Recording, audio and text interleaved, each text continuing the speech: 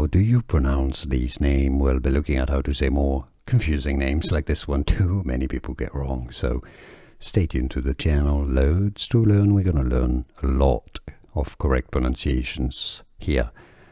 There is, as far as I know, really one useful standard, let's say, pronunciation in English, and you've got it spelled phonetically here, Lise. Okay, so let's break it down.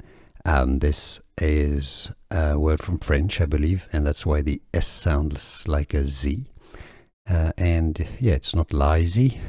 I mean, if you pronounce it differently, let us know in the comments. It'd be useful to know if anybody likes it pronounced differently, or you know somebody who pronounces it differently. Lise is generally how it is to be said. Lise. It's easy, and now you know. Did you like this video? Like the button. Use the button, it helps. I appreciate it. And more videos for you here to learn more. I'll see you there. Thanks for watching.